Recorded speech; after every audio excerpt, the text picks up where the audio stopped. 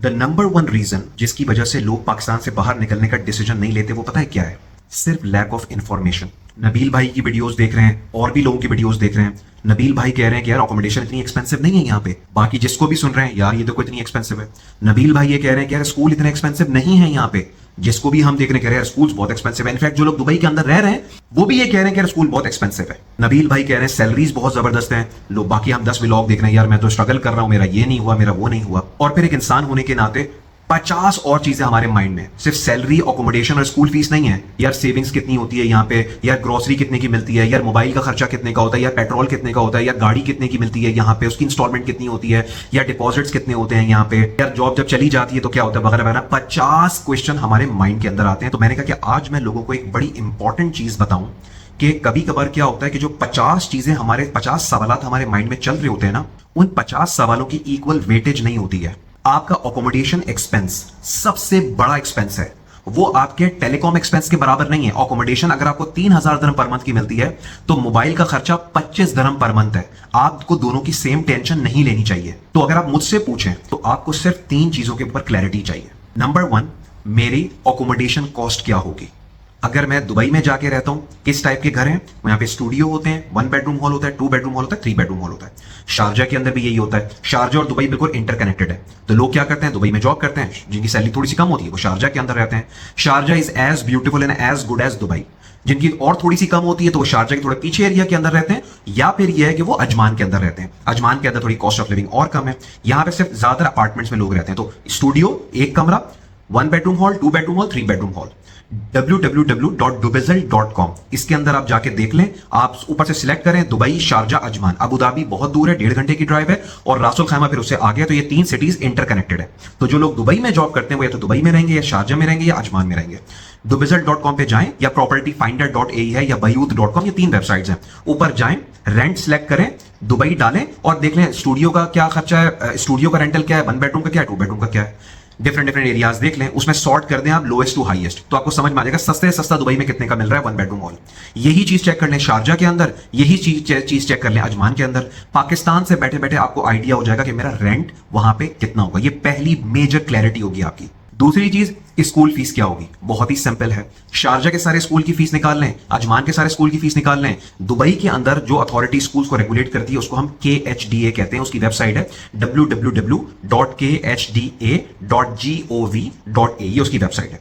जितने भी दुबई के स्कूल्स हैं सबकी वहां पे प्रोफाइल आ रहा होगा, उनकी रैंकिंग आ रही होगी, उनकी स्कूल फीस आ रही होगी। पाकिस्तान से बैठ के आपने क्लैरिटी ले ली, और उसको भी आप इसी तरीके से देख सकते हैं कि यार किस लेवल का स्कूल है और वहां पे क्या फीस है। उससे आपको पता चलेगा कि यार स्कूल की फीस तो यहाँ पे 600 दिरहम पर मंथ भी है। तो दूसरा बड़े एक्सपेंस के ऊपर क्लैरिटी आ गई। और दुबई के स्कूल्स भी देख लें, शारजा के भी देख लें, अजमान भी देख लें।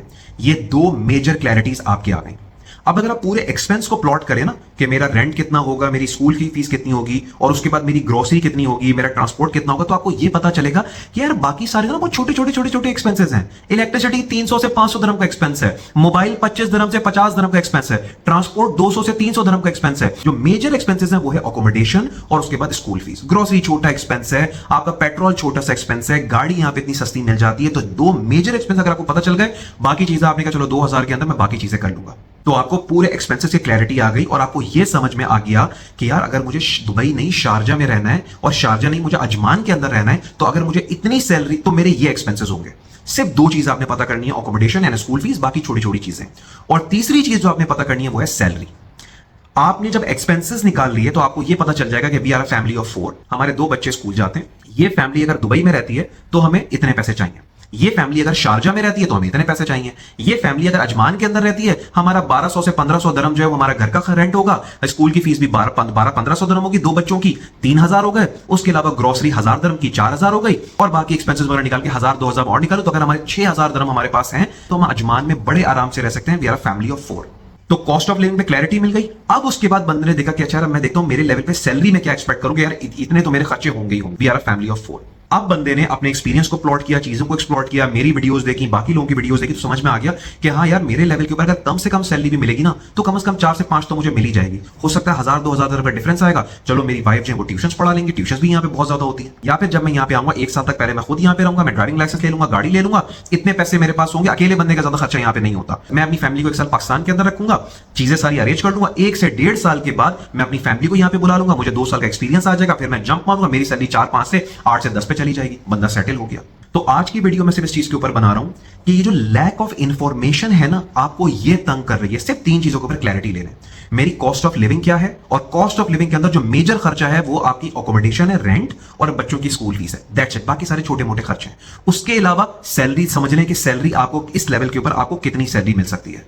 That's it. अगर आपको ये 3 चीजें क्लियर हो गई ना, देखिए मैं आपको बताऊं कि जैसे हम कहते हैं ना कि actual diagnosis is half the cure. हम डॉक्टर के पास जाते हैं, उसका 90% काम ये होता है ये फाइंड आउट करना कि इसको मसला क्या है, इसकी तबीयत क्यों खराब है। वो हो गया, फिर उसको पता है बुखार के अंदर मैंने ये देनी है, नज़ल फ्लू के अंदर मैंने ये देनी है, उसको पता होता है। इसी तरह अगर आपको क्लैरिटी मिल जाए ना, तो आपको ये समझ में आएगा कि तो यार ये तो 4 से 6,000 दिरहम मुझे चाहिए, तो ये तो मैं मुझे वैसे ही मिल जाएगी मेरे एक्सपीरियंस के हिसाब से। जब आपको क्लैरिटी मिल जाएगी ना, और ये नहीं कि सिर्फ मेरी बातें सुने, मैंने आपको सारी सोर्सेज बता दी हैं।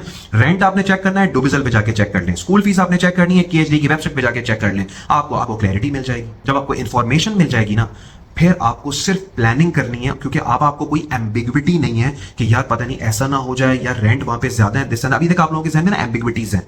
मैंने आपको आज की वीडियो के अंदर सोर्सेज दे दी हैं कि आप वो एम्बिग्विटीज क्लियर कर लें। जब आप लोग चीजें क्लियर कर लेंगे ना, तो देखिएगा कि दुबई आने का डिसीजन ना आपके लिए बहुत ज्यादा ईजी हो जाएगा।